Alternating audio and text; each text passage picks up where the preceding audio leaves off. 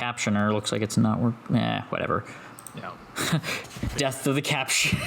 I tried, I swear. Chat for the web captioner. Oh, I know, right? God. All right, let me pull up chat so I can actually see it. And thank you for the follow. Oh, no, these are old follows.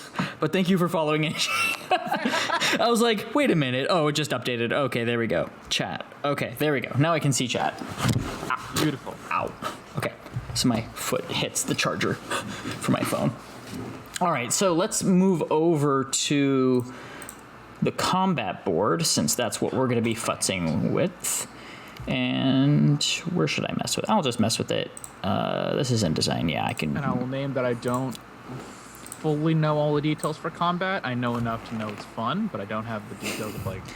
That's all right. That's what we're here to break, so. Glory. Yeah, glory. You brought the right person to break your game. So funny thing is that I see my early days of D&D 3rd edition was all about breaking the system. So it was like, I'm going to do a Ghostwise Halfling Ranger Barbarian, 2 katanas with telepathy. He can have a wolf that he can ride and communicate with because he's a ranger and animal companion. So why? Yeah. Oh yeah, I remember in this one Star Wars game, the first Star Wars game I played, I went with a med school dropout. Mm-hmm. So basically, it's funny. Yeah. One of my characters was a med school person too. That was a sympathist. But keep going. So he was a med school dropout. That wasn't very good at medicine either. But I maxed out his cunning. So all of a sudden, his just perception checks and deception checks were off the charts, and that was all he's good at. Was that an FFG or? That was an FFG. Nice. Yeah. Yeah, the doctor, making a doctor in FFG is actually kind of OP. Because you're I have a Vulcan death grip. That's a stun. Except my character had 2 bronze, so he could never use it. Oh god. He was 2s across the board, except for 3 int and 4 cunning. Oh god. And since then I've made a house rule where you can, at character creation, knock a stat down to 1 to gain 20 extra XP. Mm-hmm. Because I'm that asshole. Because I'm that asshole. And then I literally made a DMPC for a different game who had 1 intellect and 4 agility. Oof. And all her force powers are based around increasing the agility for specific skills. Oh god. She went the Starfighter Ace route. Mm-hmm. So basically I just made her the most silly, broken pilot that will exist. That's I think one of the great things about it's weird because character creation is such a game in itself. Oh yeah. Because creating characters and playing stories is always fun, but it's the what if I make this crazy bad shit? What if I make this character who is absolutely a whiz as a pilot, but has 2 brain cells? Pretty much. And, even with this character I rolled up for this little game, I basically built him around being a support caster. So he has central console, he has lance, he has barrier, he has push. So nice. Can he fight on his own? He's probably screwed here. Hey, you'll be fine. All right. So then let's get into it. So, Drifter, which tile would you like to start in? Would be the first thing. And I guess I would just number it from 1, 2, 3, 4, 5, 6, 7, 8, 9. I'll start with 7. Seems a good place to start. 1, 2, 3, 4, 5, 6. Okay. All right, cool. So let's start the Blade Bot over here, and then let's roll initiative. Glory. So that's combat, right? That is well, technically it doesn't matter unless you're spending energy. I am not going to spend energy. Yeah, it's one of those 3, so no sense. You died. Nope. Yeah, so initiative order is one of those weird things in all games. You want to get rid of it, but there's almost no way to without having some sort of when does the enemy move? Yeah. But there was, what was it, the one that you put your hand in a bag and grab a token? That's amazing. It's That's so ridiculous. crazy weird. Yeah. So silly, it just might work. Yeah, exactly. So I rolled a 3, so all right, my so roll's you're garbo. definitely not going first. All right, so then I'm gonna have you roll a reflex defense. Reflex defense. So that should be exploration, Okay.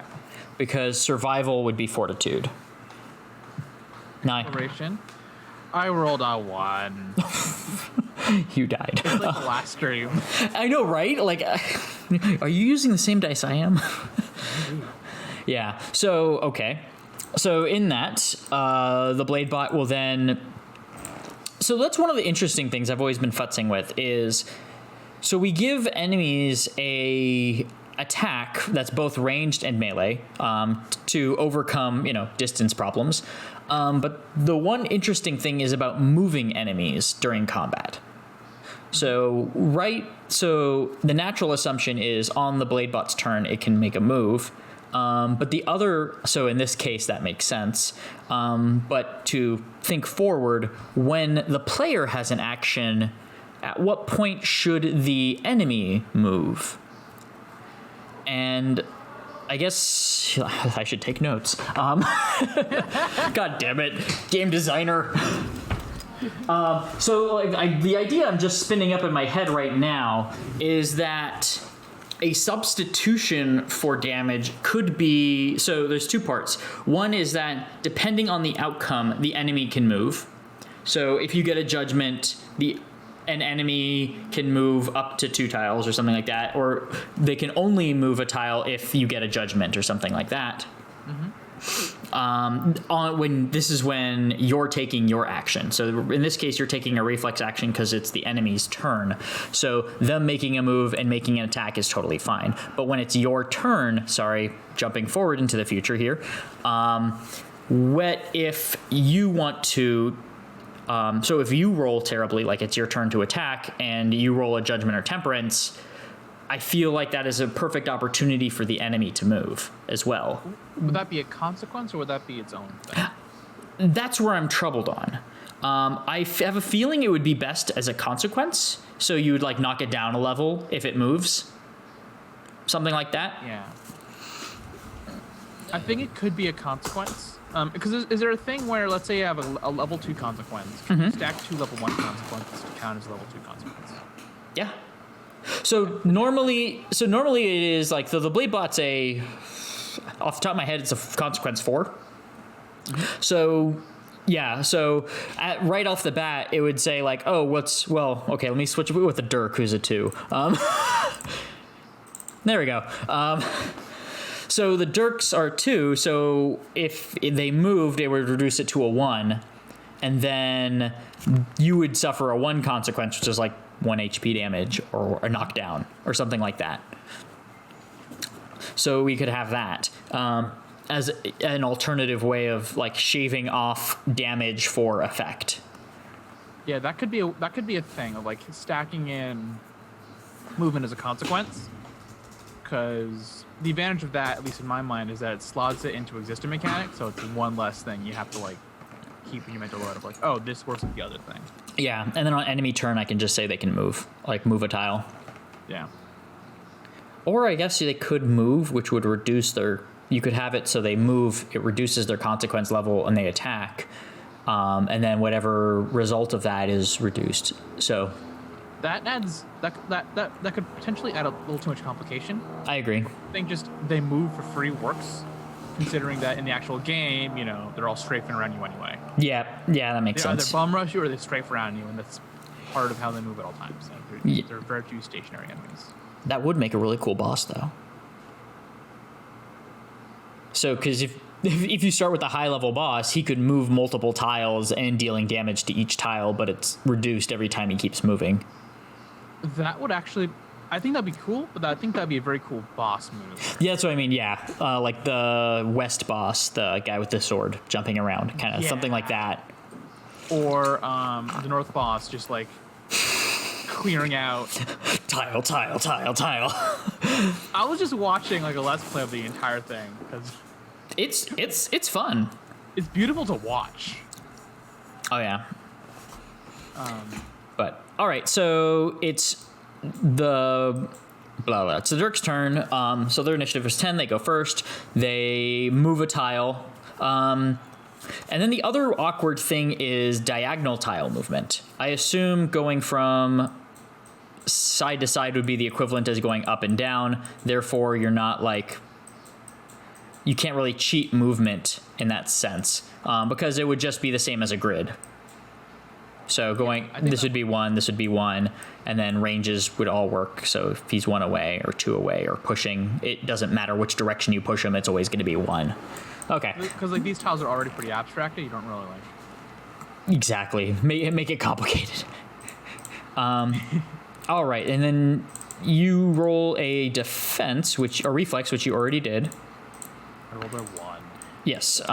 So you take a judgment of damage against the Dirks. We'll just call that 2 damage, blaster damage. Are you wearing armor? I am not wearing armor. All right. So then I am wearing a shield though. that adds to your reflex defense roll. So you would have gotten a 2 or a 3, depending on the shield. Slight shield. Walter is not doing well. beefed up. All right, so now it is your turn. Alrighty. So a light melee weapon does 3 damage, and a wheeled machine does 2, right? Correct. What's the advantage to using a wheeled machine versus a melee weapon? Because it looks like a wheeled machine works like a light ranged weapon, right? It's a hybrid in the sense. It's kind of like a light ranged weapon, but it also powers. So that's where, it kind of gets awkward of like how to stat the wheeled machines So what I'm probably going to do is I'm going to make like 3 kinds of wheeled machines. Like a pew blat, like the lance. I'm going to make that a wheeled machine, just lance. So it's going to, and then probably do one like hex burst, and then give the wielder abilities to modify them.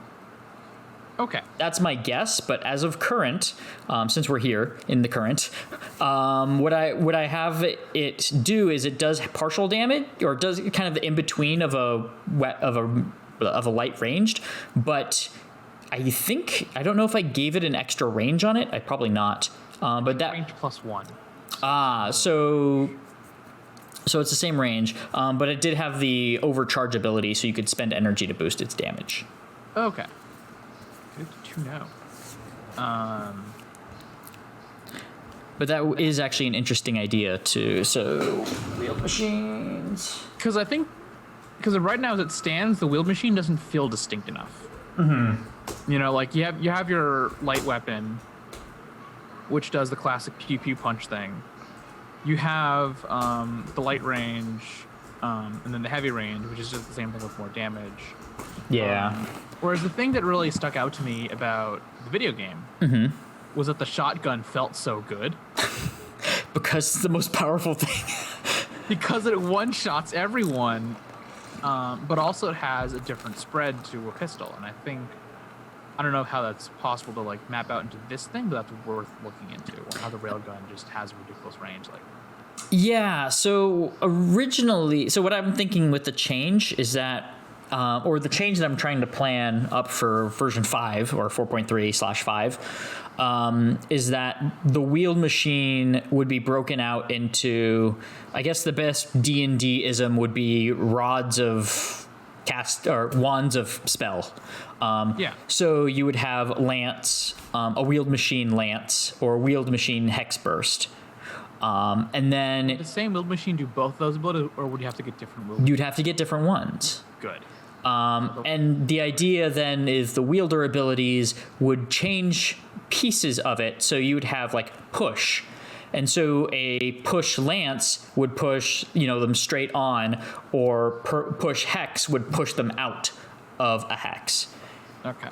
So like a modifier in a sense. In that case, it would make sense for the wheeled machine to like do a lot less damage than either of the weapons, because you get all the auxiliary effects. Because what I've been trying to do with the wielder was like really like double down on support caster, like not even do that much damage, but like buff your friends, push your enemies around as much as possible. That kind of So for this case, let's assume it's a lance, wheeled machine lance. And I believe I would have to look at the stats for the lance, but I believe it is probably, I would probably look at it as like 3 damage and have a range of 2 or something like that. But only hits one individual. And then we could have modifications about it that could have ricochet or something like that, or hit multiple targets, or pierce. Okay. And Or push. They're in a group of 3 here, right? Technically, I was going to say 1 Dirk, but if you're feeling lucky, no. Let's try the lance. Okay. And that would be combat or manipulate? That would be manipulate. All right. 5. It's one of those days. One of those days. Oh, God. This is my only D20, so I'm screwed. I have like 6. Do you need one? Well, for Gen Con, when I did the Drifter playtest, I'm like, crap, I need dice for everyone. All right. Shoot, what's the dice maker? The common one. Chessex? Yeah, I went to Chessex. I went to the Chessex booth. I'm like, hi, I'm a vendor, and I need to buy a few things. So I bought like 6 bottles of like counters for people's energy. And then I bought like 7 dice and D20s. I'm like, all right, I'm set. $15 later, I'm good. You got this. All right. So I rolled a judgment on my manipulate. All right, and I believe, should I pull up the playtest or should I pull it up on another screen? Let's pull it up on another screen or something. Or here, I'll just pull it up. Adobe quick rules lookup. What is this? Adobe GC lock. Adobe. Okay, there we go. Let's show everyone my Adobe recovered 1 or more documents. No, thank you. I do not need to know that. Playtest 4.2. All right, let's pull it up. Since I'm somewhat versed at exploring this thing. 4.2. Weapons. Exploration, disciplines, delver, wielder. All right, so what Lance does in this one is just 1 damage to 1 enemy. So that was the other thing I've been thinking about was effect. So on one hand, is there a need to write the outcome of a judgment? And so early on, I was thinking about how, yes, you're going to get all the background design. Early, I'm here for it. Yeah, exactly. So early on, actually. Also a game designer. This is what I would do too. Yeah. So early on, I was trying to say like, okay, so what if I did like fortune deals damage? I can write that out. That's fine. But what if temperance was like, oh, deal half, and then judgment deal 1? And after seeing people play, or like, you know, just now, last night and tonight with our terrible rolls, I wonder if the effect should be greater of judgment temperances. So like assuming that temperance is the base damage, judgment is the half damage, and fortune is the critical hit. Yeah. Or, you know, maybe not critical hit, but like very effective. Yes. Because as you would be like, oh, this thing has 9, a Dirk has like 9 hit points. Okay, I hit it. I plink it for 1. It's not satisfying. You rolled terribly, yes. And you suffer a consequence for it. Yeah. And I think it depends on how spicy the consequences are. So if it's really spicy, then I think that's the consequence for a judgment more than... Because, like, even for the temperance, it seems like you're dealing just 1 damage for the lance, which is not a whole lot. Mm-hmm. And a lot of the abilities are like that, actually. Deal 1 damage to all enemies and tiles, push 1 target. They're very minimized, mostly because it just made design easier. With the decision that, you know, fortune was the design originally was like max damage fortune, half damage temperance. Or I think the baseline should be deal weapon damage, because then you get the for judgment back to the video game as a reference of like everything goes down in 3 hits. So So your temperance should mean that if you hit temperance 3 times, it goes down to 3 hits. Yep. 3 to 5 hits. And as it stands with the lance, even if you roll tempers all the time, it takes forever to take out like basic enemy.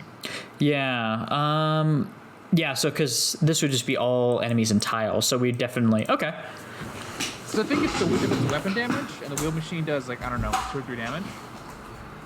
Yeah. Honestly, what might be helpful is either bringing down the HP of every enemy or bringing up damage of every weapon. Like, Yep. if the big sword does 5 damage, then it really feels like something because you can 2-shot everything instead of 3-shotting it. Yeah. That feels super powerful. Yeah, I would probably. Yeah, and so the math fun part of that was trying to figure out the balance between. At the time, it was energy cost, range, and damage output. And trying to create a math formula to be like, okay, if ranged is 2, or what if I dual wield, okay, then I have 2 ranged weapons, I can deal 4 damage, but I can do that at range. So yeah, the joy of math equations, or trying to make something somewhat mathematically balanced. Yeah. At least for base damage, which is kind of important for setting up a core balance. Definitely.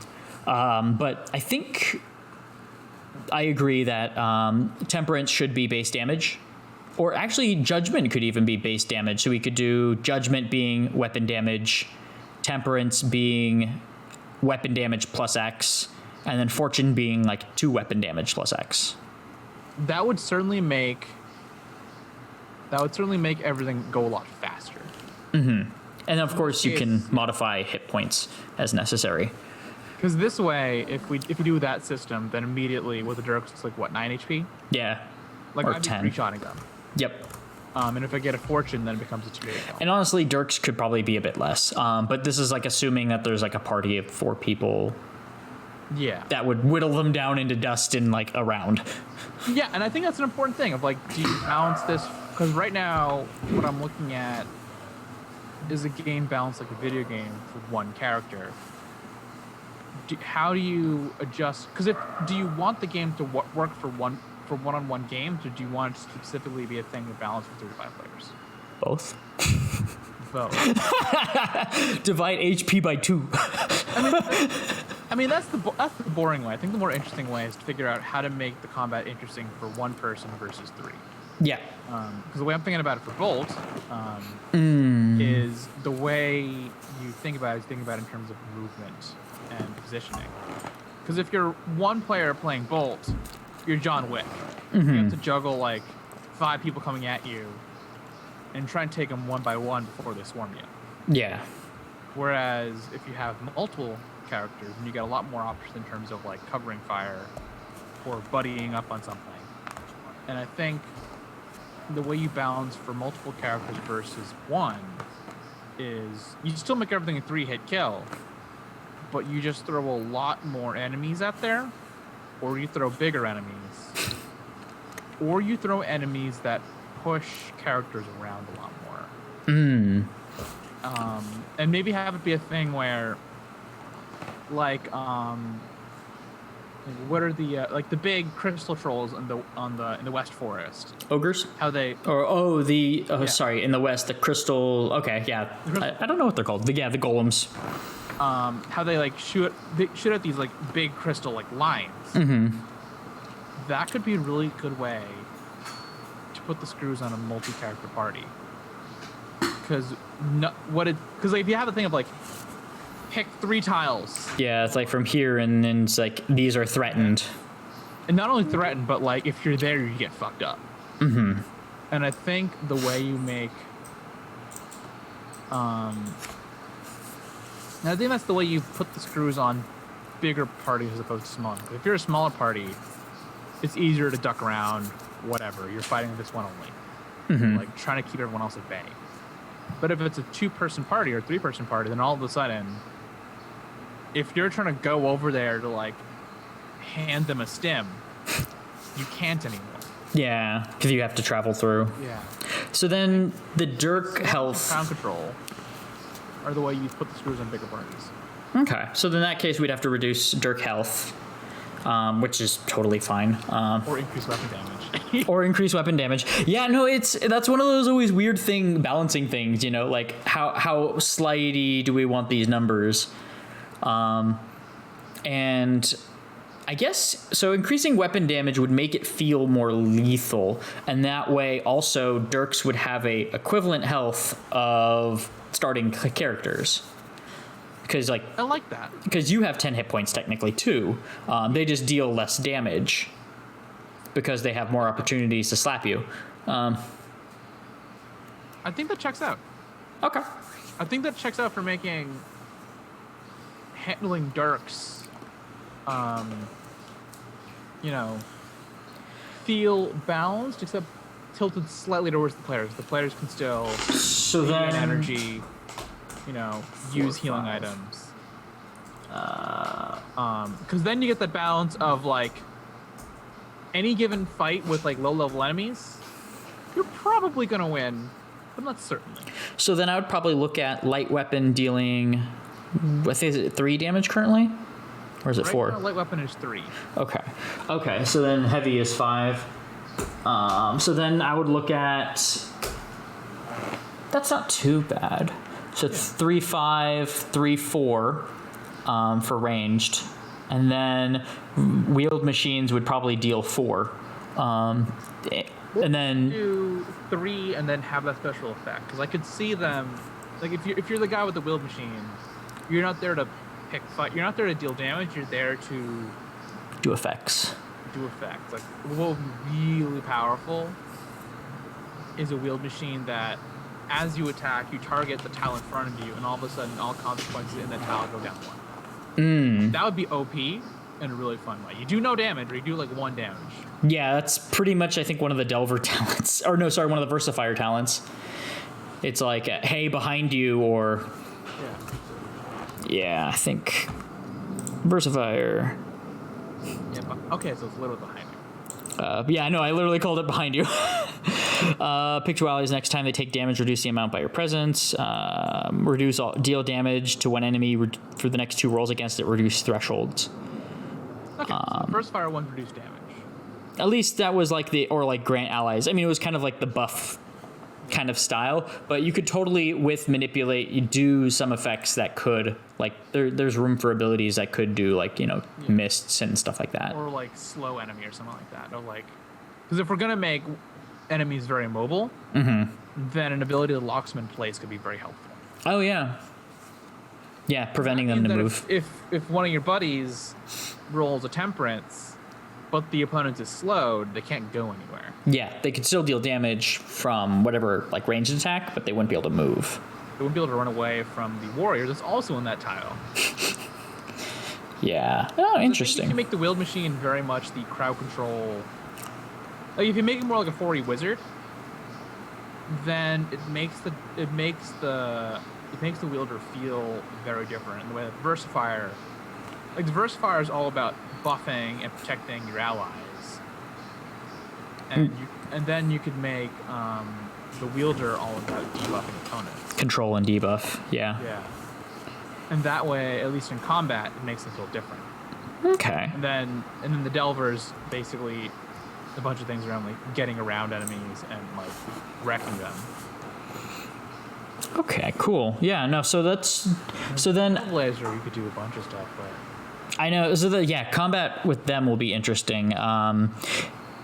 It's one of the weird parts about that will be discipline-based abilities. So I'll need to give them essentially parkour attacks. You could do that of literally have one of their they would have this. Go ahead. Have their intervention point be you show up wherever. Yeah, it's just appear on a tile. Yeah. Whatever it is, you're there, and you can't get hit. Yeah, because originally I was writing up 2 dash abilities essentially for each one, and I think one of them is you can mirror image and stuff like that. You can appear in different tiles and they'll attack the wrong one, kind of thing. For Trailblazer? No, these were just originally I was creating multiple dash abilities, and I was maybe I'll separate these off later on, and But what I'll probably, they could also do really well with the skate ability, like, you know, from Solar Ash. That's very cool. I know, right? It looks so good. Holy shit. I know. I can't wait to see more of it.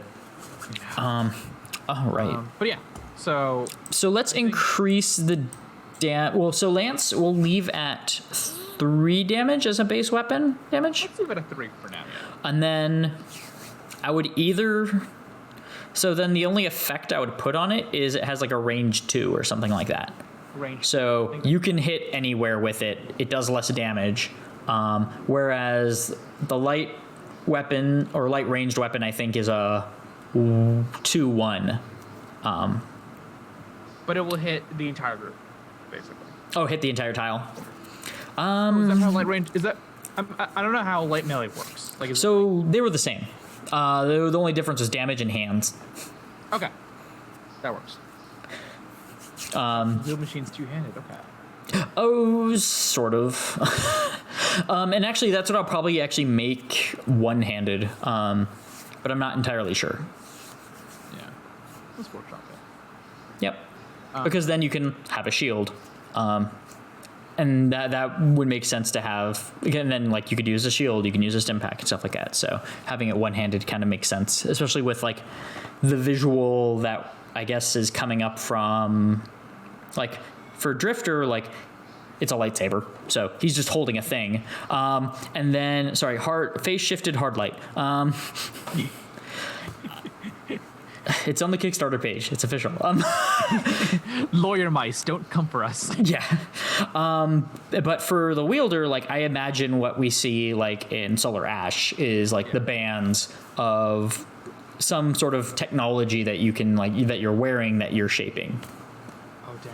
Have one of the wheel machine abilities be pull. Oh, yeah. So that would be, like, maybe a variant on... or one of the like wielder abilities for that would shape like Lance. And that, yeah, that'll be the weird thing, because then, or I would call it push or pull. Yeah, that'll be something I'll have to think up. Because pull is one of those weird ones, because like, no, you just want to push, right? But yeah, pull is a very interesting mechanic that also have to be brought in. But all right, so we used the Lance. You rolled a Temperance. I rolled a 5, so I think Judgment. Oh, Judgment. Okay. So it's going to use its action. It's going to use one of its consequences to knock you down, or to move, and the other one to knock you down. Okay. And then the Lance does 2 energy, right? Yes. Okay. I'm gonna see what happens if I just burn through energy and see. I want to see how the buy time action works. And see if I can burn enough energy. Build around that buy time action. Okay. Is that to try and buy time then action, buy time then action? So like have a thing where you can like be aggressive with your energy use, Yep. and then like spend an action or two to regain that. And then be aggressive for another 2 actions, like. And so for those who are curious, buy time, it is a energy action. It's a basic action, and you roll a defend roll, and the result gives you energy back. And I think based on the last session, we wanted to tweak it a little bit, so you recover 5 energy from a fortune, 4 from a temperance, and I believe 2 from a judgment. But Okay, that makes sense. yeah, because recovering 1 from a judgment is like, this was useless. So actually, no, we'd probably then do 3, 4, 5. Or 3, 5, 6. 3, 5, 6 would be very helpful. Yeah, 3, 5, 6. Because you still can suffer a consequence by fucking up. And like even 5 energy would be very helpful for like being aggressive. Yeah. Okay, and Build around that of like dashing around a lot, trying to double attack, that kind of bullshit. yeah, and that's sort of why we built in the energy system to be like, sure, you can take as many actions as you want. Good luck. Okay, so now it is your turn. You got knocked down. So it's a 0 cost action to get up, but if you're going to take a second action... It's a +1 action, +2 Yep. action, yeah. How much is the base energy use for a melee strike? I believe... So that was actually one of the other weird things. I have it listed as +1, so just 1. Okay. And I'm gonna get up and strike twice, see what happens. all right, so let's do the first strike. So 2 energy. 2 energy. Another judgment. Oh, the joys. I'm gonna have it strike you for 2 damage. I was like, I'm gonna have it knock you down again, just so you spend more energy to get back up. That's extremely funny. Well, there's a quirk with the Dirks that if on the Dirk's turn, if the character is knocked down, they make a free attack against the down character. I like that. So the idea is, knock down and beat the shit out of them. So I'll do that on the next time. Yes. See if we can truly kick this character's ass. Also, I kind of need to clarify that too, because if the Dirk's turn occurs when the character is knocked down, which is a very limited, so I should say if a consequence or a Dirk makes an action. Yeah. So, but clarifying step. Okay. So that's 1 hit. Oh yeah, and then from that you would deal, let me see, are you doing just a basic attack with Melee, yeah. light melee? Okay. Combat actions. And that would be, right now it's just judgment, it's 1 damage. Yeah, that does, especially with how we're rolling. That's one of those interesting things, because some groups will like use their intervention points because they're rolling crap. Yeah. Or they will, suffer it, but distributed between a group that's not as harmful because, you have 6 rolls instead of 1 person rolling terribly for 5 sessions. So I take it you've done a lot of playtests with large groups, not so much with one-on-one. No, and and so Drifter Solo is one of those things I am very interested in building out, and this ties into that, and I wasn't sure how I would have to alter abilities or ability use or even having a combat phase at all like this. Yeah. Because something like Ironsworn, like they don't have combat rounds, and most solo RPGs don't do that because they're trying to tell a story. Yeah. Whereas this is trying to be a tactical board game almost, plus a story, plus telling a story. But like the combat's supposed to be... This is not Masks combat. Yeah. Like you're supposed to be able to make decisions about it. What do you like? Yeah, so we'll increase the judgment damage to the base damage then of the weapon. Because I also think it'd be worth then retesting this rebalance with larger group and seeing, okay, how do you balance with this set of rules, with this set of weapon damage buffed across the board? How do you make things difficult for a large group? Not using Dirks. Maybe using lots of Dirks. Get in the way. So that was actually one of the things, is that the groupings of them was definitely something that was on my mind, because we had a swarm. If you have a group of large Dirks, assign them into groups of 3 and treat them as their own creature as 20 HP per group with an adversity level of 3. And so it's raising the stakes and increasing the health so the players can beat up on them a little more, but also provide a significant threat, but not placing 30 Dirks on the board at the same time. Also, you could do spawning and stuff like that. So one of the consequences is summoning allies, or I guess enemies in your case. Because I think swarms are the way to put the screws on bigger groups. Because I think the way you make it hard for a group, if it's not through, having them occasionally do very little damage, is you swarm them and you separate them. Because I see the value of having a group is that they can kind of play off each other. This wielder here would be rad if he was backing up a warrior. Or even a delver. Yeah. And we can run that simulation afterwards too. Yeah.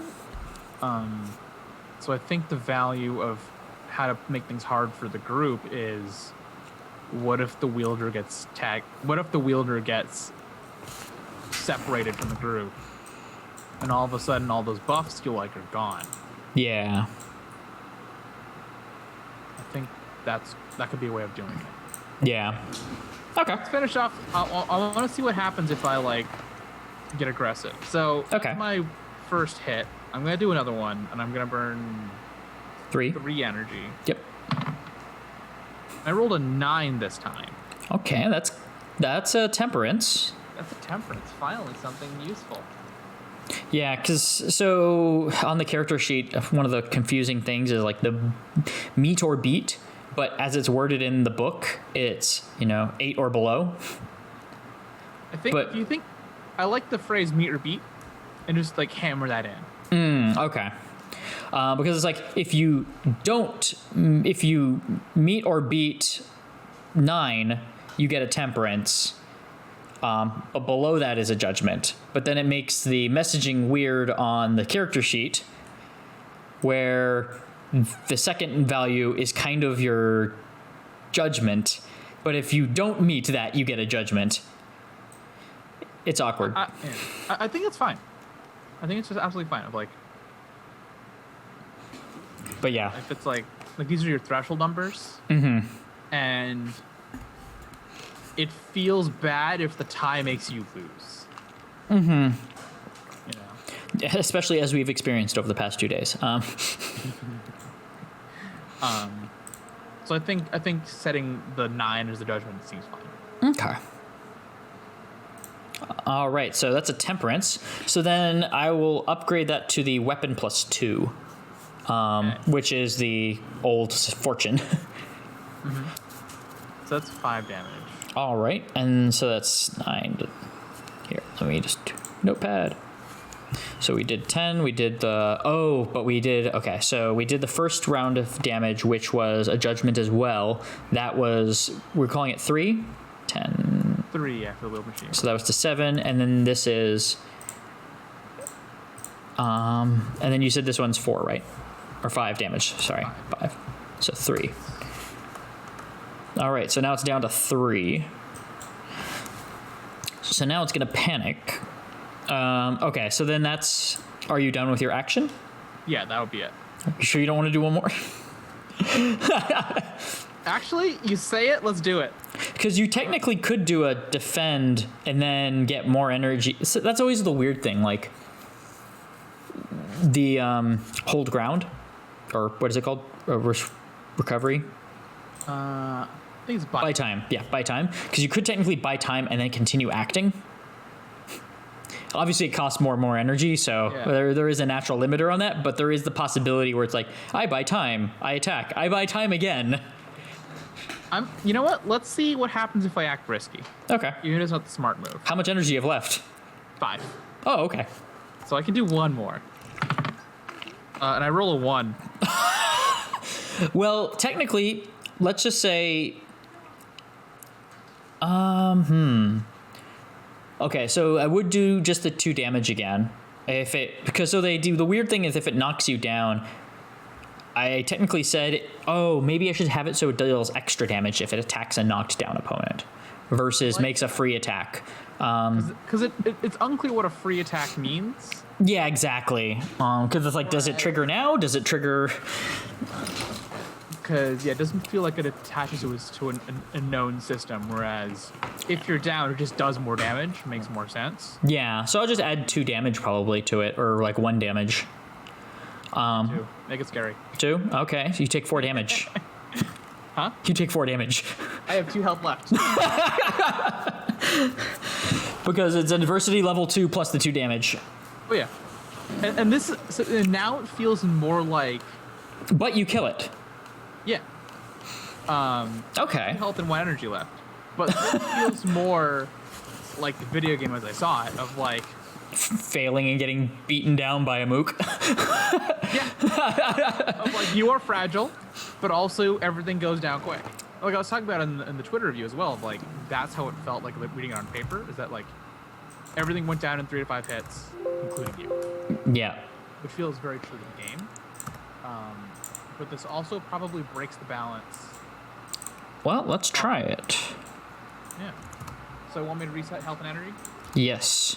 No, you're fine. That would actually be a very fun combat encounter. What happens if you're at half health and half energy? How do you stay alive? Actually, so I think one of the streams that Jaywall did, they, in the final like room, they pretty much were all dying without, like, they were on their last bits of energy, and they're like, I have a snack, eat it. Get the 3 energy and attack. That's a very interesting like way to play the game of, like, you know? Yeah, gosh. Okay, let me group these.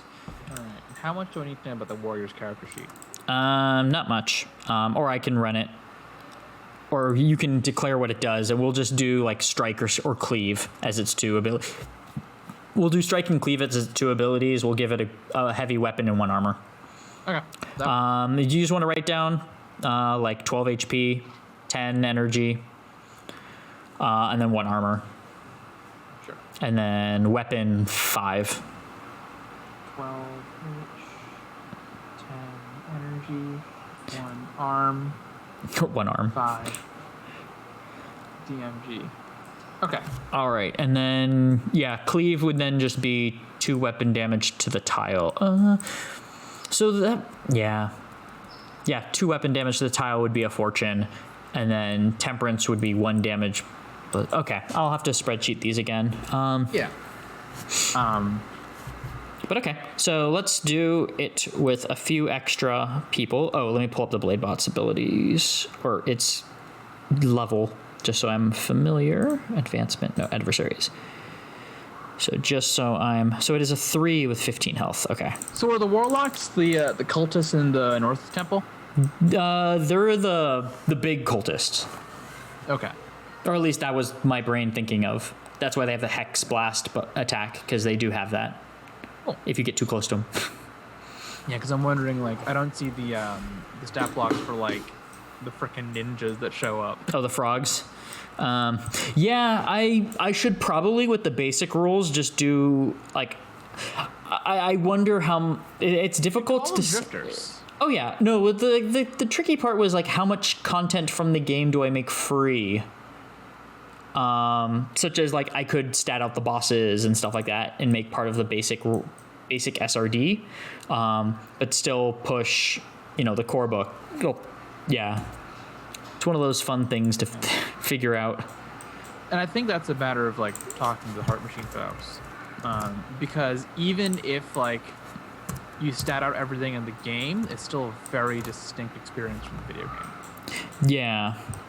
Well, they're fine with me statting stuff out from the game. It's more of a matter of like the strategy of making a public SRD, how much information to put in that SRD compared to what's in the core book. So like for the core book, I'm currently thinking of having a limited number of talents, a limited number of advancements, obviously a limited number of creatures because I want to include them in the book.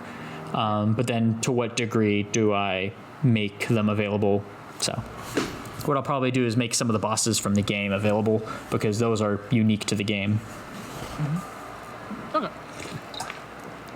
So let's see if this warrior can save my ass. All right. Well, I will need them. And then no ability scores for them either. The grit too.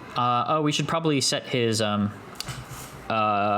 combat and his survival, or his reflex, his survival disciplines. So let's do that as 14 combat, 15 survival. 14, 15? Sure, I guess. Yeah, combat starting at 15, and then he has 5 to reduce as he sees fit. So, yeah, 14 combat's fine, and then 18, 17, 16, 15. Yeah, 14, 15 is fine.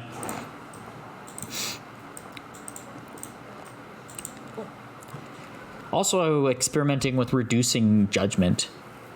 That's something I haven't seen people play with yet, but... Oh, is that possible? Technically, yes. So I wasn't sure. So right now it's not explicitly stated you can, with exception to advancement. Right now it just says your disciplines start at 18 with combat starting at 15. Oh, sorry.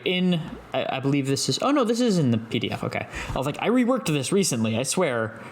Which document am I looking at? So I was considering saying that you have like 5 points to reduce across judgment and, I should say your temperance and your fortune. I think that'd be useful, because I feel like what I would end up doing, at least for my character, because if I wanted to make my own wielder, and I had that option, I would probably reduce the judgment for a bunch of things, and say screw fortune. In fact, the min-maxer in me would be like, screw it, I'll take 19. Well, with the increased effects, yeah, that makes a ton of sense.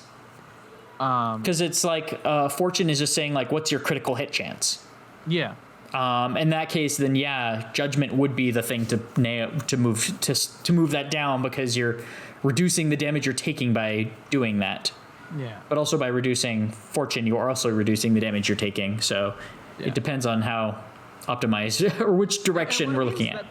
What it means that there would be two ways to optimize a character. You can go for as reliable as possible. Crit build and or you can make a crit build. Yeah. A crit build will be fucking amazing. Like, imagine if like you had a warrior that like went nuts with combat and did nothing but reduce combat down to like 11 or whatever. And that's actually what happened in the playtest. They were like, you give me points, I put them all in combat. And I'm like, oh boy. But what that does is it makes a character that either crits or gets wrecked. Yeah, pretty much. And that's incredible. And I think like or gets wrecked. And similarly, you can have a thing where I have a wielder who puts all of their stuff into reducing judgment for survival and manipulate. And because then it consistency. You get consistency, and more importantly, you get, or even like have a wielder who, with their 5 points, reduces judgment for survival down to 4. And all of a sudden, they're not the best wielder in the world, but they get extra protection to hide in the back. The damage changes or the outcome changes that a ton. Yeah. And the question is, do you want to pander to min-maxers that much? 'Cause I say yes. I'm fine with it. Like, that's so part of the reason why. I mean, it's built. So by locking the judgment threshold, it makes it too inflexible in the sense, because obviously I think people are going to dabble. It'll be interesting to see how people spend their points, and I wish that something like. I actually don't know if like Roll20 can provide data on people's character sheets. Last I checked, they didn't, which is like, I want data. I know, because I want to see what people are building. Like, you know, that's it's something I'm trying to do like on my own website. It's like, oh, I want people to build character sheets, I want to see what people are building, because I want it to inform my decisions. But for, because by unlocking judgment as a flexible field that they can choose to manipulate, it does create that opportunity. It's the damage change that really changes everything about it. Because like the way I read the rules, the way I read the resolution was, you're going for the temperance, and if you do it by this, making the temperance like pretty powerful and the fortune even better, then what I was saying in the Twitter thread becomes even more true of like, if you're smart with your strategy, it doesn't really matter what you roll. Yeah. Yeah, and it also leans into the failing forward too. Yeah. Whereas before judgment results were still pretty punishing, and it was sort of a weird faux, like, you're failing forward, you're dealing damage. I mean, like, it's one thing for it to be punishing, but it was punishing in a way where nothing happened. Yeah. And it's like, if I want... Your action was still inconsequential in the grand scheme. If I want to get punished for poor rolls, have it be a thing where I get the absolute shit kicked out of me. Because if I do no damage, but I get wrecked, that still feels more impactful than I take a little bit of damage and I do like a little 1 damage pain. Mm-hmm. You know? But I like pain. So. All right. Let's probably clock out at like 9:30 because 5, 6, 7, 8. Well. Okay, that's fine. But I want to see what Dirk. happens if my wielder like. All right, let's roll initiative for both your warrior and yourself. All right. I rolled a 9 this time. Okay. Oops.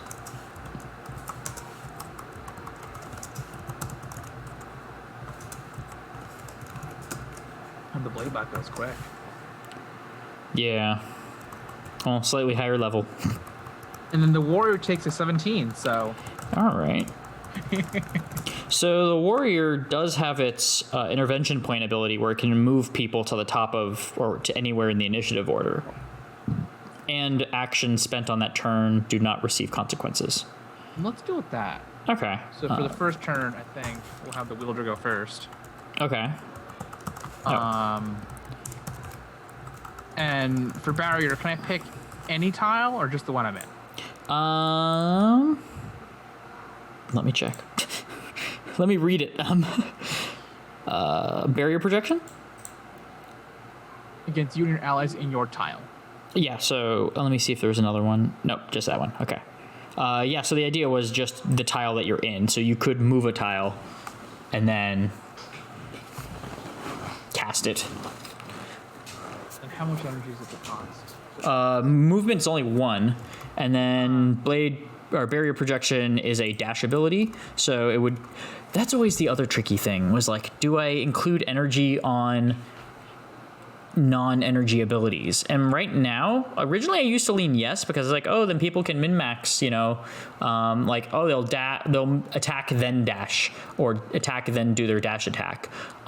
So in dealing with that, I'm thinking. It's no additional energy cost unless an energy cost is associated with that ability. So, for instance, there is the warrior's impale ability, which is energy and dash. Yeah. Even though it's +0, that means it would cost him an energy point on that action, or an extra energy point if he's doing it as a second action. I think that makes sense because that keeps things consistent. Mm-hmm. So with the barrier projection, I just said no. So you would be able to move 1 tile for 1 energy. I think I have 1 energy. And then you would be able to just cast it. So base movement costs 1 action to do as just like a regular thing. Yep. Beyond. Okay. Yeah. Maneuver is a 1 energy action. Okay. I'm gonna. As I double check. I'm gonna do something real risky because I think that's the theme for this. Okay. Last second. And what I'm gonna do? Yeah, repossession 1 energy. I'm gonna run right into the blade bot's tile. All right. And then so that would be 2 tiles. So that's 1 energy and then 3 energy. That's correct. It'd be 1. Yeah, or you can spend 1 dash to move 2 tiles. You know what? Let's get aggressive. Double dash. I'll double dash. So. Okay. So I use dash to get there, and then I pull another dash to pull the barrier on the blade bot. So that's 1 energy, and both of my dashes marked. So I'm going for gutsy. Oh God. All right, so barrier projection, block all consequence damage against you or your allies in this tile. Once it absorbs, it dissipates. Okay, so if at any point you take damage in this tile, you reduce it. Yeah. It's like, did I mention attack of opportunity? No, no, there isn't any. Like I said, no consequences.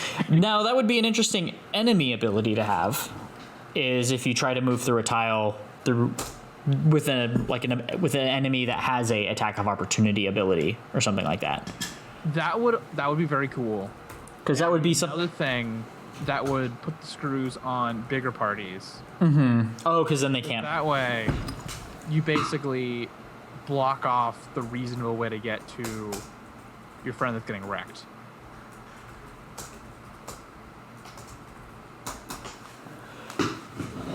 Should also have displacement. So maybe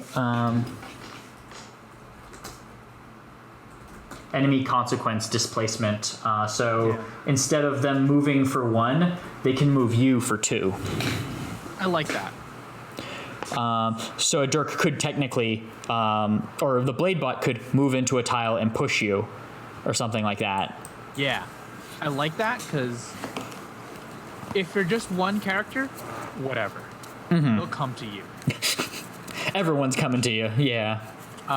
But if it's, if it's your Delver getting thrown across the room, now they can't do the thing they were gonna do. And now they have to move. You've thrown their plan out of whack. Yeah, that's cool. I actually like that. So that way, movement and blocking movement becomes the way you put the screws on bigger parties. So you can balance it for small parties, where it's like, for a single person, like throwing a bunch of enemies at them is the way you put the screws on them. But for a party, you give them enemies that throw them around, and that just magnifies whatever issues they have with party comp. Yeah. Because then you're not exploiting their health and their collective damage output, you're exploiting the fact that the Delver's fragile because they were built around staying out of a fight, and all of a sudden they've been thrown right in front of the blade bot. Yeah. Whoops. Yeah, no, I like that. All right, cool. So you double dash, and you bury, or you dash 2 tiles. You put up your blade projector, or not blade, barrier projector. Anything else? That should be it. Okay, and then to continue off the logic on the dashing energy, I would assume that if you were to take an attack action or something, I would call that a 3. Yeah. Because, okay, cool. Just treat them all like the same kind of action. Yeah, and it only applies to actions with energy. So if you had a woe action you could do, potentially you could do that as well, but I think it'd be useful if they all play by the same set of rules of like taking every progressive action still costs still that progressive energy cost. Oh, so dashes would be the weird exception in some cases. I'm thinking. Oh, okay. So then would you pay energy point for the second dash or the second ability use? Okay. And that was the thing I was kind of torn between about, was like, can a dash be exempt from? Because at least that way I can like kind of make that speed chess decision because I know how much energy it would cost, and I don't have to like think about what exceptions are there. Okay. No, that makes sense. Like one of those, design conundrums. God damn it! No. You're seeing how I design Bolt, because this is the line of thought of like, if it requires more thinking, throw it out. And that's the hard part. Like, it's like if it doesn't say, then it doesn't need to, or it always applies. Yeah. But yeah, okay, cool. So you dash in, you spend the 1 point of energy, you spend both of your dashes, you apply a barrier projection. Now it is the warrior's turn. The warrior's gonna move, and then double hack and slash at the blade bot. Oh, he's gonna move straight in? Straight in. All right. It's a crowded party. Once it lets me select your guy. There you go. And let's put him over here. All right. All right, so then let's roll for the first one. And that will be 2 energy, because he moved. 20. 20. All right, so he does double damage. So that's 10 damage. 10.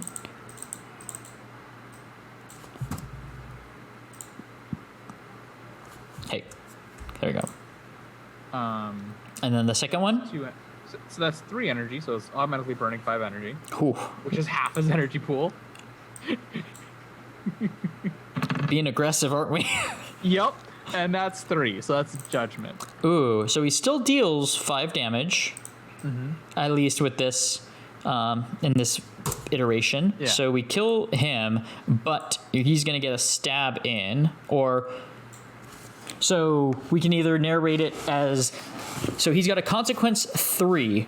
So what we can do instead is have, ooh. This would be actually a very good place for the move. Character. Move the Dirks in or move you guys out? Move the warrior alone out. Okay, so that's 2, and then it'll attack you for 1, which would then be reduced by your barrier. And that would deal just, I believe it's just 1 damage. Yeah, it's a 1-to-1 ratio on consequence level, so just 1 damage. Or actually, it knocks you down. I like that. It knocks me down. And this is what I was talking about like having movement be the way that puts the screws, because now... There we go. The Knocks down. Delver is down and surrounded. Wielder, yeah. Like this is what I was talking about. So now it's time for the Dirk to. So now, yeah, Bladebot's turn. He's dead. So now it's the Dirk's turn. So they act on the same action currently. So what we have is a 2. So what we're gonna have is 1 move in and attack you. Since you are down, it would deal 4 damage. Your thing reduces 6 damage. So I think it has up to 1 more hit point left, right? What do you mean? Oh, your barrier. So it started with 6 damage, right? Yeah, it starts with 6 plus insight, which you don't have insight until you level up. So the Bladebot did 5 damage, right? No, because it pushed. It pushed, so that's 3, and then it pushed, which was 2, and then it pushed you down, or knocked you down, which was 1. So it did 0 damage on its turn. If it does 5 damage, then I have 1 point left in the shield. Yep. Or, no, you have 2 points, sorry. 2 points left in the shield. Because I can't do math, because you never took any damage to begin with. Oh, no, the warrior did. No, did he? No. No, the warrior got pushed. Okay, yeah. So then, you have 2 points left in your shield. Okay. So you get knocked down, you get pushed, and then that is the Dirk's turn. Mm-hmm. So the interesting thing now is after the warrior's thing, do we reset the initiative order? I think we reset the initiative order. Okay, because that's what the talent did. Oops, that means warrior goes first, and then you go after Dirk's. Which means they have another. They have an opportunity to whack you again. And I think that's part of that. That's part of what makes the warrior ability so powerful is that it gives you 1 round to evade the consequences of your poor actions, of your poor roll, but they come back. I always wonder if it should reduce the consequence level or eliminate it completely. I think eliminate it makes it 1 epic. round, because then it feels powerful, but for very limited duration. Because that's part of why I was willing to have the wielder just bum rush the Bladebot. With no consequences. I see. Okay. All right. Playing recklessly. All right. It is warrior's turn. Yes. I think the warrior's gonna do the sensible thing and take another energy to move. Top Dirk or right your Dirk? The one surrounding the wielder. Okay. So that's 1 more energy. And strike for 2 energy. All right. Which leaves him at 3, which is about the time that he's supposed to buy time. All right, let's roll it. 3. More judgment. All right. God, just unlucky, aren't you? All right, so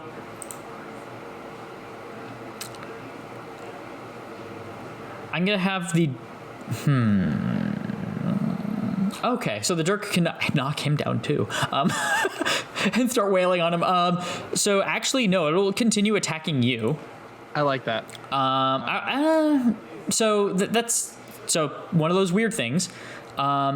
Should the consequence be affected to anyone? I like that. Because that way, because the warrior's goal here is to protect the wielder. And on a judgment, I think that's the goal that should makes it easier to narrate to effects, because in one of them, in one of the playtest games, the GM was just like, the wind knocks you down again, because they were like away from the combat. And that was, I guess, awkward in a sense, because it was like, oh, you take damage for missing. And this in itself makes it more risky. It makes things clear, because you know, like the warrior's goal was to protect the wielder, and they rolled a judgment. So I think it makes sense that the failure isn't really they get wrecked. It's the wielder that was already down gets double wrecked. Like they fail in some sense. They fail at the goal they're trying to get at. Yep. Okay. I like it.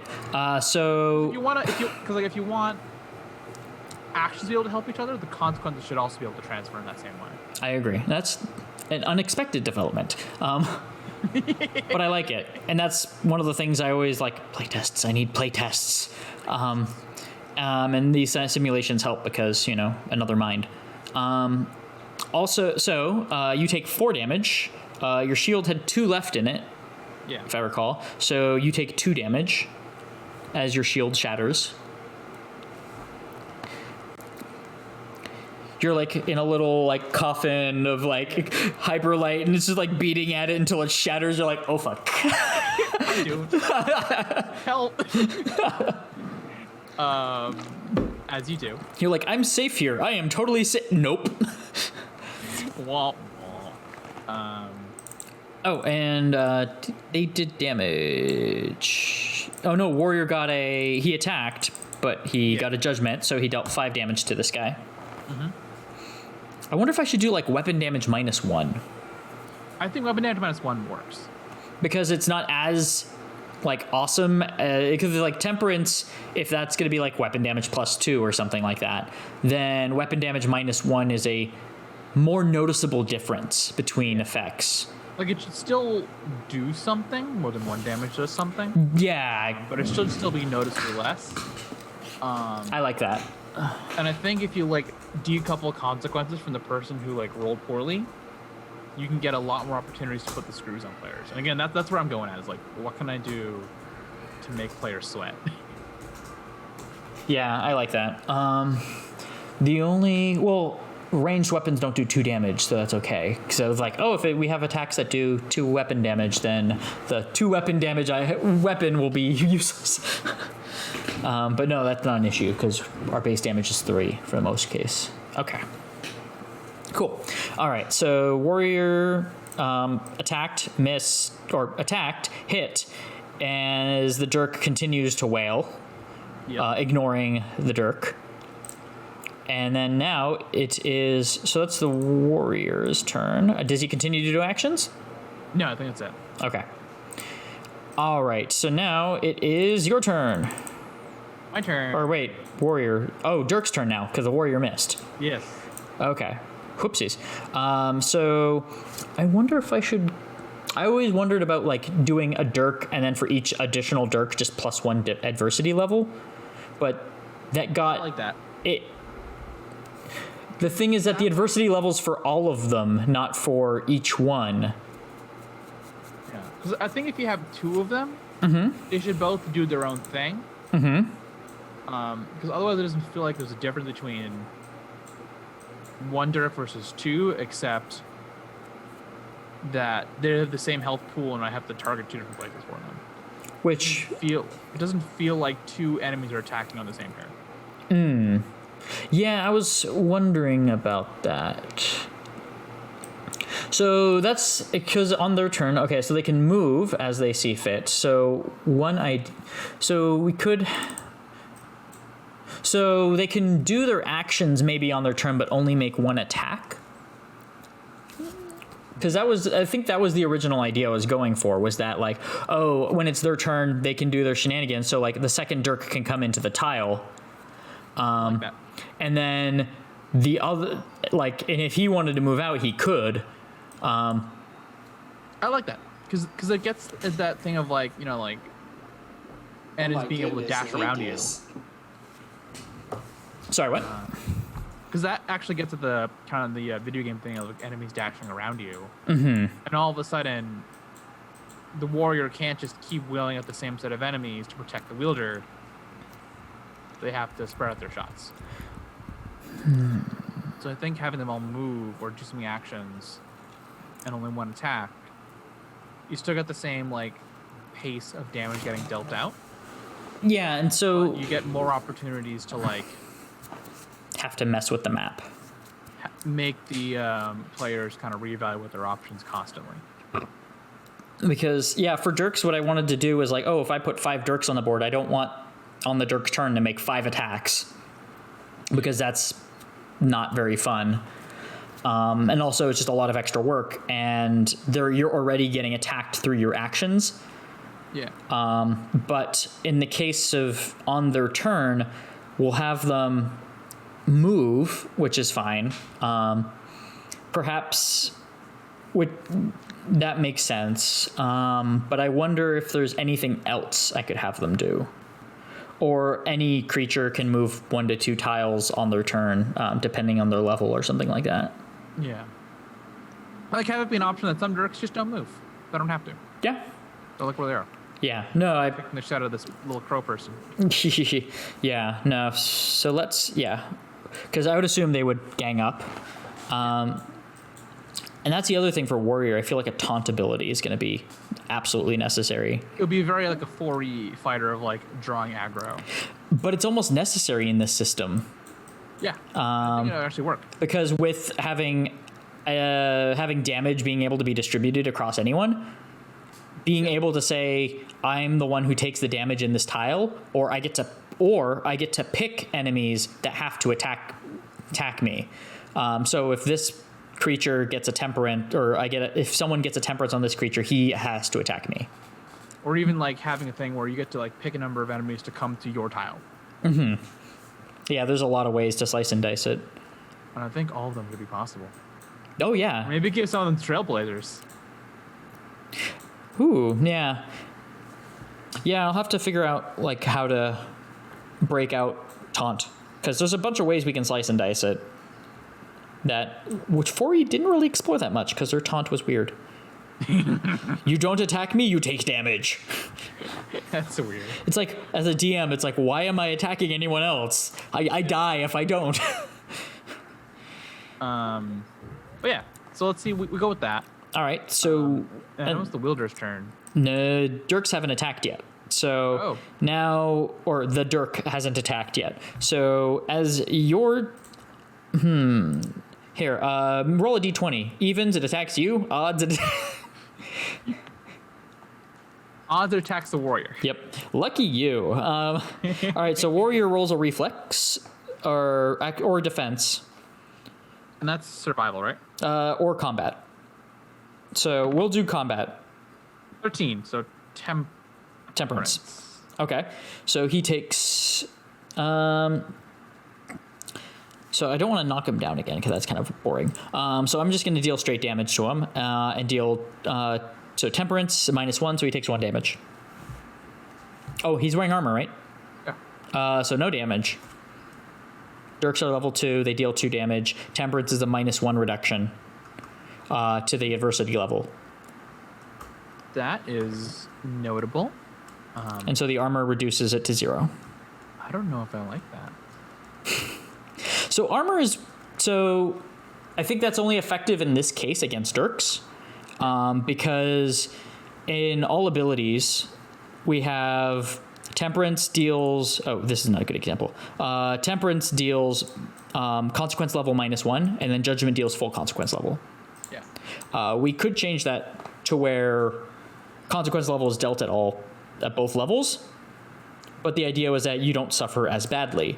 Dirks are only level 2, and they have to be level... Well, they don't have to be level 2, but they can't be level 1 because if you got a Temperance, you take no damage by that math. Yeah. So they're level 2 for the sake of Temperance.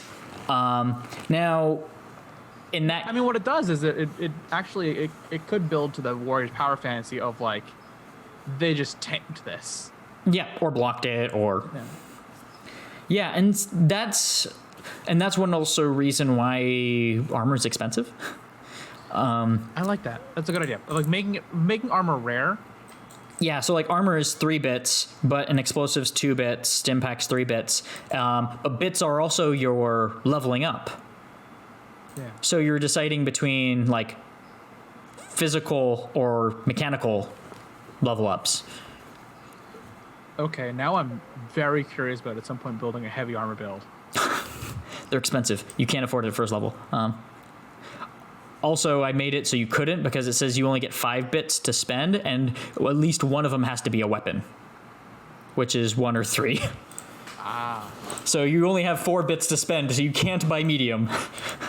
I still want to, like... I thought of that. I know you did. And now I want to build, like, a mid-tier character. And that's something I do need to test, so we can definitely set some time for that. Yeah. Because I know we're running on time soon. Yeah, because I do want to have that meeting got pushed up to 9:30. So. Cool. But yeah, let's play out this encounter because I like where it's going. All right. I think using movement as consequence is spicy. Yep. All right. So Warrior just gets D-tanks. Gets to like tanks hard, which is amazing. Now it's the wielder's turn. Yep. Oh boy. Boy. How much health do you have? 8. Oh, not too bad. I'm doing pretty good. So far. Marked 0 for the warrior's health. I just took 0 damage. That's wrong. For the Dirks, I could probably do a thing where if they're in the same tile, then their consequence level increases or something like that. I like that, because it adds to the swarm. Yeah. Then it makes the swarm a lot easier. Yeah.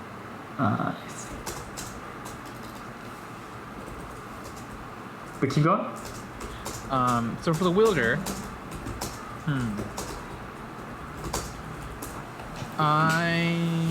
Also, the swarm could work for any creature. So if you had like 2, you could increase their level, effective level, or any enemy maybe even. So if enemies share a tile. yeah. So I'm gonna use push. I'm gonna get up, and then I'm gonna use push for 2 energy. For the extra action.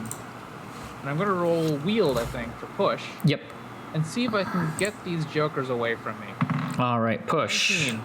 Nice. Fortune. So any number of targets in your tile up to a maximum of 2 tiles. All right. In any direction or just outward? Any direction. Any. Because that's what a fortune is. All right. They're both gonna go up into the northeast tile. This one? No, like the one to his right. Up and right. This one. Yeah, that one. 3. Okay. Both of them? Let's put both of them there. Okay. They're out of my way, but still within range for the warrior to beat up. All right. Now I get to play the support caster that I wanted to play. All right. And then I can sick the warrior at them. All right. Warriors. No, the warrior... I'm going to retcon that. I'm going to push the Dirks way out, away. Okay. Tile out. Because the warrior needs to buy some time. Oh, yeah? Because they're at 3 energy. Ooh. All right. So first action? First action is buy some time. So that's defense? Technically, yeah, defense. Okay. Buy time. 15 for judgment. 20. Nat 20? Nat 20. Nice. Glorious fortune. Yes. All right. So then that's, what is it, 6 energy? I think 6 energy, yeah. 6 or 5. I think we're going for 6 for fortune. Okay. Let's do 6. And that brings them back up to 9 energy. Ooh, that's nice. So basically, buy time does what I thought it would do. All right. So the one. Go ahead. So the one thing with buy time is I wonder, like, should that be the end of your action? Should it have like one of those notes that say when after you use buy time, you cannot spend any more energy on this turn, or something like that? Or is it fine to leave it open to say you can now keep rolling? I think it would be cool to be like you can now keep rolling, because it encourages reckless action. Like, I think you would like mark it as like it's recommended, this would be your only action in a turn. Otherwise, just kind of diminishing returns. That's true. Leaving it open, I think, like having that like warning note, but then leaving it open for someone to like buy time. Attack, buy time. Only buy time once per. I think buy time once per round is a reasonable limitation. Okay. Yeah, that makes sense. That's far more reasonable than ending the turn. Yeah. Because then you can have the thing of someone really going flurry of blows. Because then could work. They could spend all their energy, then buy time, and hopefully roll well. Yeah. Worst comes to worst, they could spend an intervention point to get 4 energy back. And like you can kind of like stack on abilities, and that's really exciting. Of like you can just throw everything you got to pull ridiculous stunts. With the damage increase, yeah, well, because you could technically do like 15 damage guaranteed as a warrior. I mean, you might take a bunch of damage. You might get knocked down. Yeah, because you could take up to like 6 points of damage at that point, or even 8, 9, 10 points of damage if you're doing 3 attacks, get judgment on all of them, but you deal 15 damage. And it gets to that same thing of like, it doesn't matter if you roll poorly if you play your cards right. Although in this case, you're probably not playing your cards right. Actually, it would be 12 damage, not 15, because of the -1, if we're going with that. But okay, cool. Just, yeah. Min-maxing here.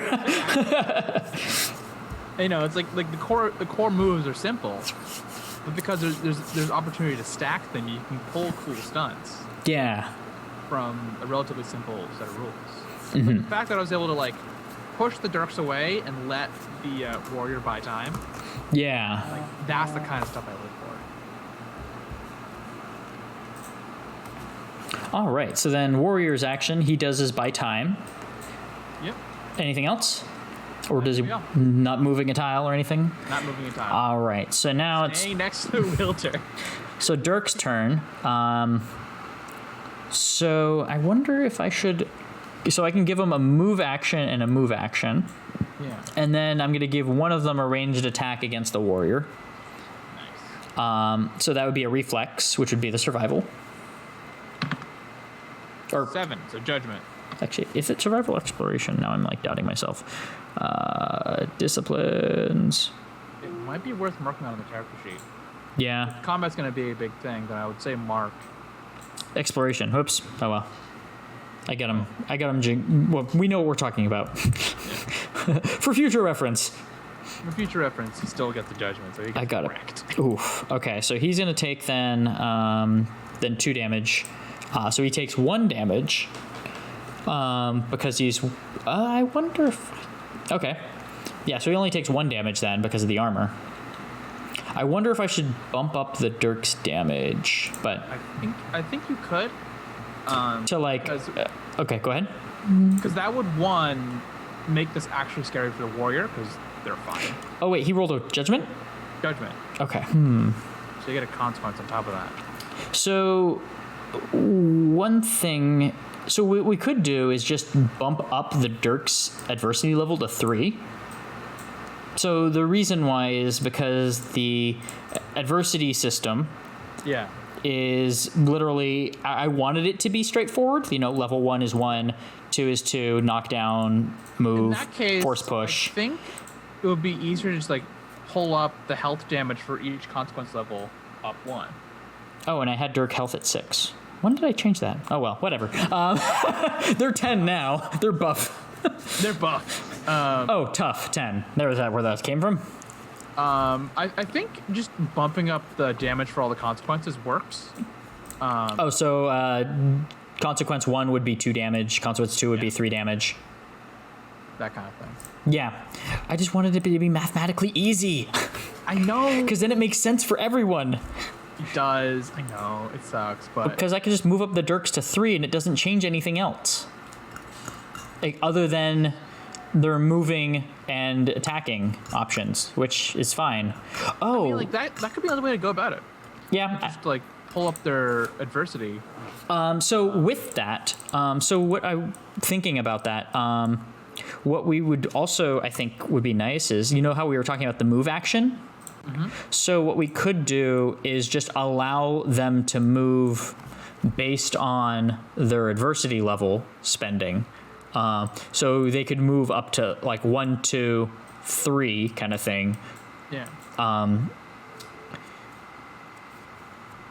I'll have to think about that. That's an interesting, because yeah, either allow them to move 1 or 2 tiles, or have it related to their adversity level. Either would work. Yeah. But I am pro at least giving everyone more damage on the enemy side. Because 1, that puts the warrior in actual danger. Yep.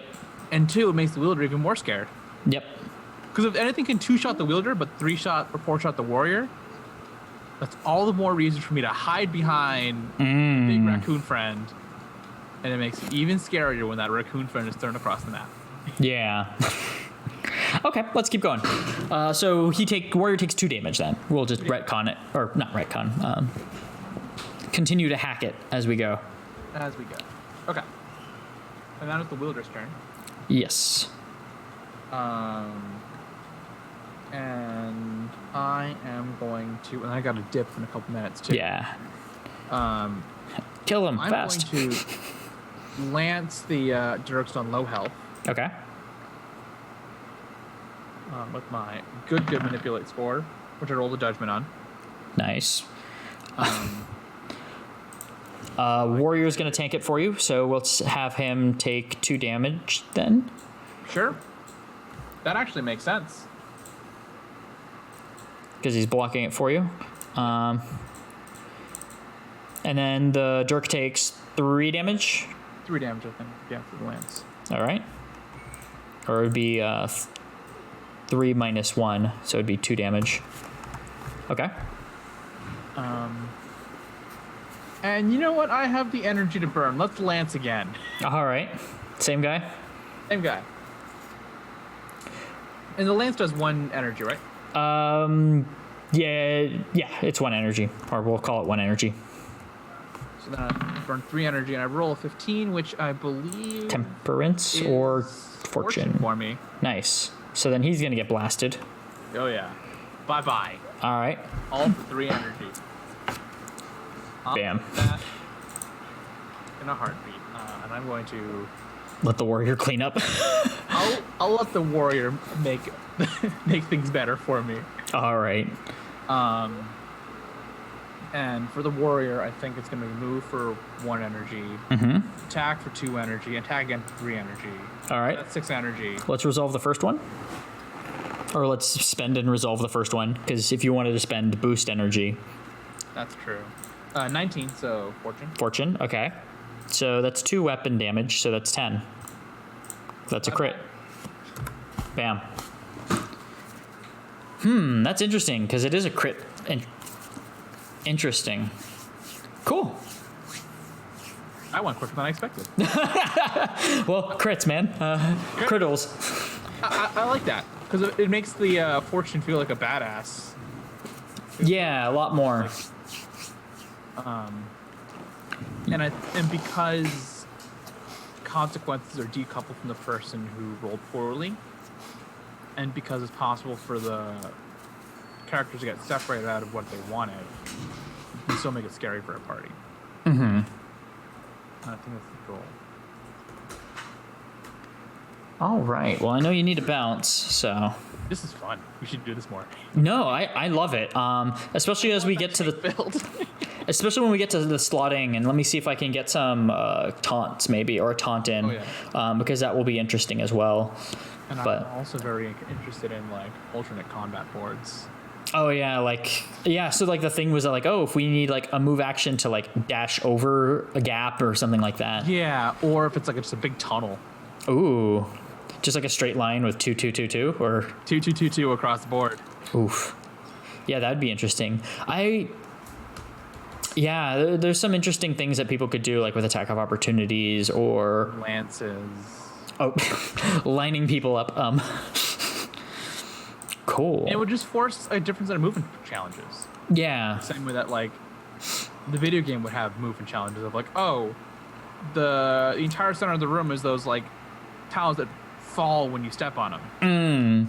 Like you can, like, it'll disappear one round and it'll come back the next round or something like that. There was an entire room-based round in the game where it was like the entire middle was like a big chasm, and you could use that to separate out melee opponents, but you could also bait the little tiles and make them fall, or push them off the edge. That too. So there's spicy options, and I kind of want to run a game to see if I can. Yeah, if you want to, I'll support it. Next time I'll run a game for you. You'll see how it runs. What? If you're the one player. God damn, no. It's valuable. No, it is. It really is. And it's getting the opportunity to like play in your own game is like, what? Who are you to tell me I missed? Especially because now I get to figure out how I can, as a GM, make you sweat. God. Because again, you've been seeing me pitch my ideas for what happens. Oh yeah, no, it's great, and I appreciate it. Mean motherfucker. It's all with the best intentions. Well, that's the thing. Like GMing, it's like, yeah, I know you'll survive. I just need to throw a couple things in your way, right? Like you'll make it out. It just will hurt. And like if you fall, you just gain a point of corruption, right? Like what's the worst that could happen? What's the worst? Just don't die 12 times, okay? It's like all you gotta do is know when to retreat. I'll just make it worse for you next time. Yeah, no, retreating is an interesting one because it's like, does the obstacle still stand in the way? Does it chase you? Or you just assume that you got away? All are possible. Yeah, that's true. Because I think it could be, because like that's one thing that like you'd have to divert from the game from, because in the game dying is pretty consequence free. Yeah. But you're putting corruption on top of that. Because I got dying a lot scarier. So I think it's not that scary. Only if you die a few times. Only if you die a few times, then it gets scary. Because you won't care about the first 4 points of corruption. You will care about the last 4 points. So I think the retreat option, and I think maybe attaching Fortune Temperance Judgment to it is like, on a Fortune you get away, and they remain beaten up. So you get a chance to regroup, and they'll maybe like some of the Dirks return, but not all of them. And Big Blade Bot's still beaten up. On a Temperance. Oh, for like returning. On a Temperance, on a Fortune, they remain beaten up. On a Temperance, you can heal them up a certain amount and tie it to consequence levels. And then on a Judgment, you got the Temperance thing, but you gotta increase it. Yeah. Because you could just increase the consequence level of them. Yes, that's brilliant. Because you could say, Fortune, you can come back and fight, nothing changed from when you last fought, which would make it, kind of incentivizes it almost, which is kind of the tricky, well, it depends on how you implement it. Like, if there's like a big guy in the way, okay, that makes sense, or like a guard and you retreat. Then like a Temperance, you increase the difficulty by 1, and then a Judgment, you increase the difficulty by 2. I like that. Because what it means is that if you'd have to figure out who rolls. So originally I was thinking each player would try to remove themselves from combat. I like that. Because the one thought was that like, oh, if there's an enemy, you can't use the retreat action if there's someone in the tile you are. So you'd have to move, then get out. That. And that also gives the wielder another thing to do of like, they end up becoming the rear guard. Yeah. Instead of push them away to let the warrior buy time, I push them away to let the warrior get out. Yeah. And then, or the other idea is if they all end up retreating, so if they retreat, they can't re-enter combat. So like everyone would have to retreat, or the warrior fights to the end and tries to kill them all. Yeah, I like that. Of like, because then it adds this like thing of like, you get the person who's in most danger out, and then the person who's last out is the one who gets the most heat. Mm-hmm. You get the literal like thing of the rear guard being the one that gets the most pain in the end. Yeah. So wartime thing going. So Judgment could be okay. Yeah. So it'll be interesting to see, because I guess I'll have to provide a couple options depending on the scenarios just to guide people. but I know you. Bolt. What? Speaking of, you're designer of Bolt, and he's got a bolt. There's so many puns I can make. I just call it the lightning major now. It's fun. Awesome. All right. Well, thank you so much for joining me, Ajey. Much. Next time I'm GMing. Sure. Yeah, we'll set up a date for it. I found this very insightful, so I know I needed it. So thank you so much. Thank you for joining everyone who joined, and have yourself a wonderful Tuesday afternoon. Peace out. Peace out. Take care. See ya. See ya.